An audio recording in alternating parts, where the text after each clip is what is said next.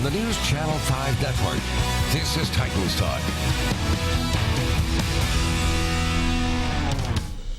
Welcome into Titans Talk here on News Channel 5 Plus. I'm your host, Jonathan Hutton. We're on the Midday 180 and 104.5 The Zone here in Nashville, in for the great Steve Lehman, who is recovering well after a car accident, hopes to be back here on News Channel 5 very soon. And as you may be used to over the last few Mondays over the last several years, Titans Talk tonight, Monday nights, previewing tonight the upcoming 13-game stretch for this Tennessee Titans team coming off of their early Week 4 bye.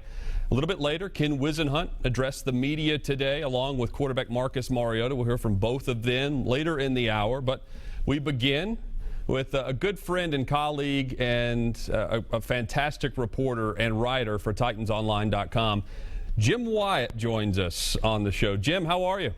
I'm doing great. How you doing tonight, Jonathan? Doing well. I actually had to rehearse that several times because I'm used to saying Jim Wyatt of the Tennessean and not TitansOnline.com. Yeah. How has the transition been for you? Yeah, it's been smooth. Yeah, don't feel bad. I still do that myself. I still introducing myself as being with the Tennessean. I have to stop myself several times. And the transition's been smooth, and it's not something I was looking to do. I wasn't necessarily looking to make the move when I did, because I enjoyed my time at the Tennessean so much, and people were so good to me there, and I took so much pride in working at the Tennessean. But when I got an opportunity, I guess at the end of the summer before training camp started, and started to look at just the direction I kind of wanted to go with my life and my career, it just made too much sense. So I've really enjoyed it. I've enjoyed working with the people I'm working with, the Titans, and I've kind of enjoyed, it's a different job now. I'm not necessarily, with the paper, my primary goal and mission was to try to, to be on the front of news and try to get the scoop and try to figure out what's going on every minute of the day. And now it's a little bit different, I'm working with the team, and that's not necessarily my objective in covering the team anymore. I'm able to write more feature stories and do analysis and doing more, parts of the job that I didn't get a chance to do at the Tennessee because I was too busy doing the other stuff. Well, I can speak from just visiting the website firsthand. The content at TitansOnline.com right now is fantastic. You can go check out Jim's mailbag, TitansOnline.com. Jim and Amy Wells do a great Titans in 2 video series. Is that every day?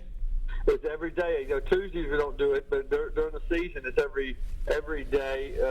Monday, Wednesday, Thursday, Friday. We'll do one on the Saturday, previewing the upcoming game, especially when we're on the road. We do it from the hotel or from the airport. We'll see where we land. We do one pre-game. We do one post-game, and so it's a good crew. I enjoy working with Amy, Ashley Farrell, and the digital department does a really good job, along with Jeff Harding and, of course, Gary Glenn, who I know for being out there for so many years. It's just a good group, and I really have enjoyed people there, and I've enjoyed the job I've been able to do.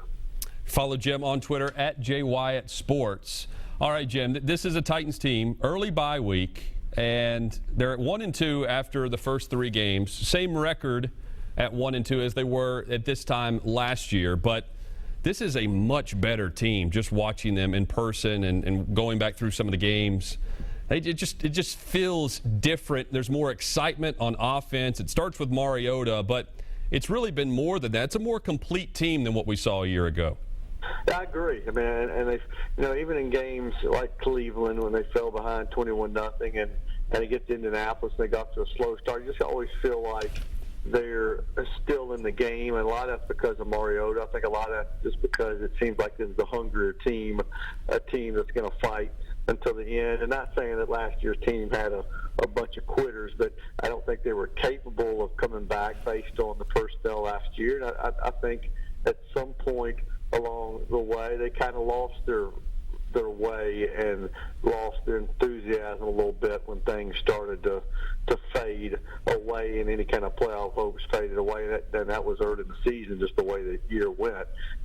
It is a different team, a more talented team, but what they need to do is they need to win some close games. That game against the Colts took a lot out of them, and if you have a bunch of those in a row, I don't kind of take the life out of it. I do think this team will have that kind of fighting spirit all the way through, but needs to win some of these games, and especially with 3 home games on the horizon, need to find a way to win and stay in this thing. Because I think the division will be wide open, and I think they'll have a chance if they play well to have a fighting chance when December starts, and that's kind of what you want. Yeah, it's crazy to think, talking all offseason about the Titans' playoff chances, I wouldn't have put them very high, quite frankly. But now when you look at the division, the Colts are not the Colts. Jacksonville is Jacksonville. Houston is struggling out of the gate. The Titans, we'll preview this later in the upcoming segment about just the outlook of the division right now. But win or lose, Jim, there is something to be said about if you're a fan going to the game, watching a product that's exciting. And they're getting that with Marcus Mariota. I don't feel like they took the field last year and you automatically thought, this is something I've got to watch. I was talking to a buddy of mine the other day who just said it's just fun to watch them on TV right now. And he hasn't been turning the channel, which is a good thing. Yeah, it's true. I mean, and I think, and when it continues to win these awards, whether it's Rookie of the Week in Week 1 or now Rookie of the Month in September, I mean, you just think about what it would be like if the Titans had passed on Marcus and he was doing these things. And I was preaching that, by the way. Yeah. I was all for sticking with Mettenberger for another year just to see what he could do, because although we had 6 games, he didn't win a start. I didn't feel like it was all on Zach towards the end of the season, and I didn't know really what to expect from Mettenberger. Therefore, I thought he fit in well with what Wisenhunt was doing offensively. I was not expecting Mariota to be this efficient as a pocket passer and staying in the pocket. I was thinking, if you get a great offer, trade that pick and pick up weapons for Mettenberger. But I've been totally wrong, and I've said that on multiple occasions. Mariota has impressed me since the first day he took the podium at St. Thomas Sports Park. Yeah, I agree. I mean, he's done everything right on and off the field, and you're not the only one. I mean, when last season ended, if I had to bet in January, if I had to bet in February, I would have bet that they would have stuck with Mettenberger and gone and built around him.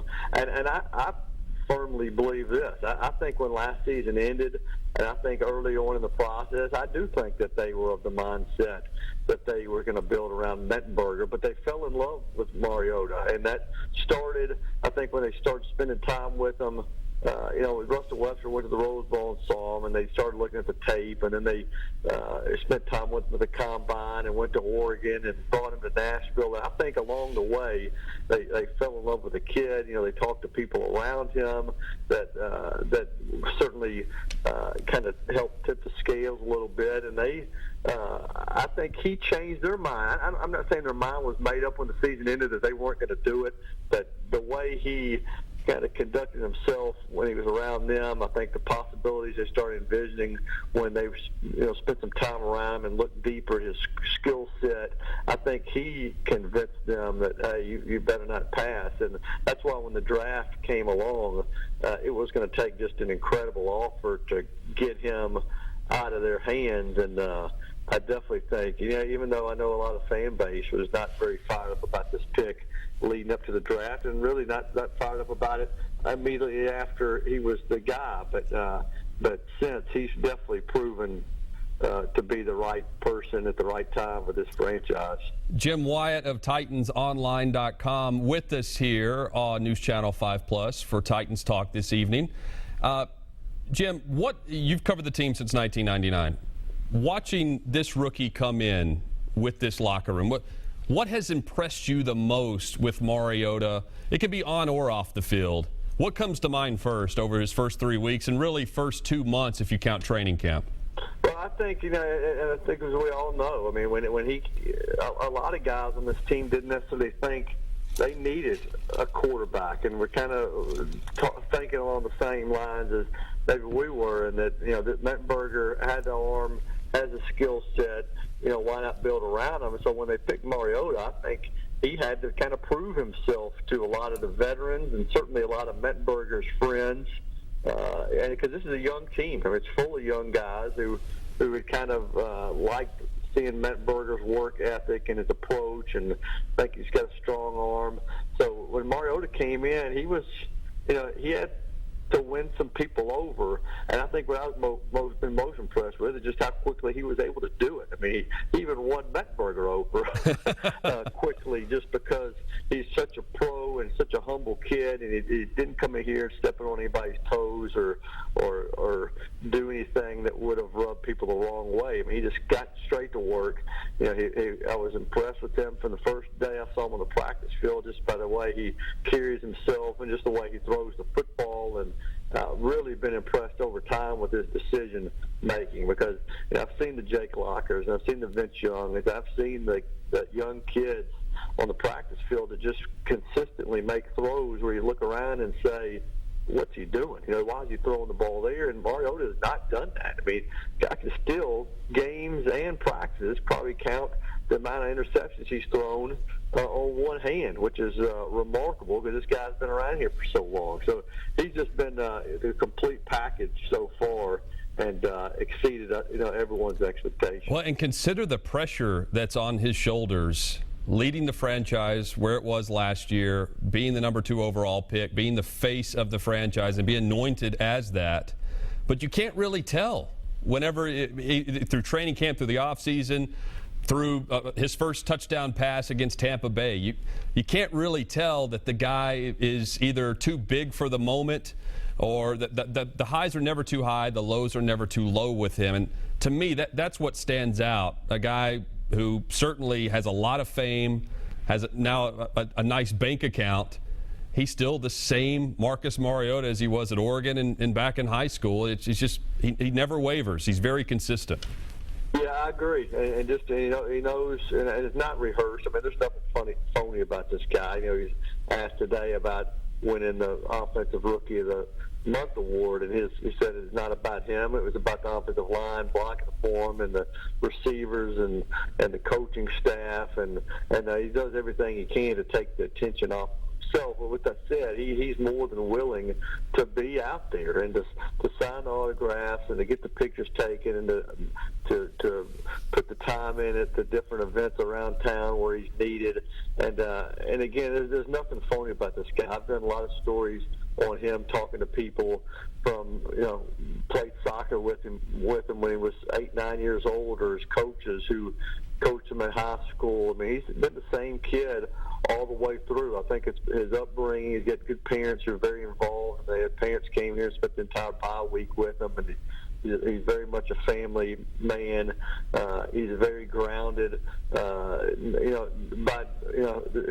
is a guy who sat in high school his first 3 years until he finally got a chance to play as a senior. He wasn't sulking around and complaining then, and he finally got an opportunity, and he kind of took it and has run with it since. But he's just a very humble, likable young man, and I think that's why the city has embraced him like it has. I didn't prep you for this question, so I'm going to answer first and give you time to think of a play here. But if someone were asking me to kind of sum up how he's been through the first 3 games, I would go back to the play, the third down pass to Delanie Walker against Tampa Bay in the opener on the opening drive, where things didn't go as planned. Sankey returned it to the 13-yard line. He was blown up on the play where they got a first down.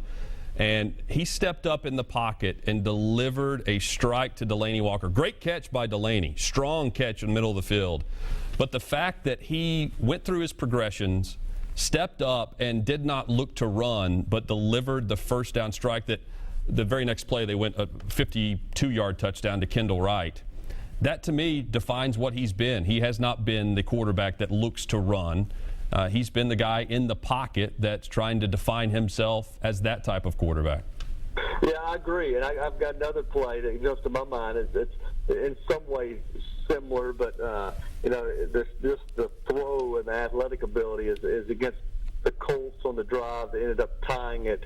And then, of course, the 2-point conversion attempt failed. But he was under some pressure as the Titans neared the goal line. He kind of stepped up and threw kind of across his body to Dorial Green-Beckham, and it was just kind of a ridiculous throw. His body was leaning, and he kind of flipped it back to his left and connected with Green-Beckham, and he could have certainly tucked it and tried to run on that play. That just kind of shows you what a quick thinker he is. It shows you what a great athlete he is.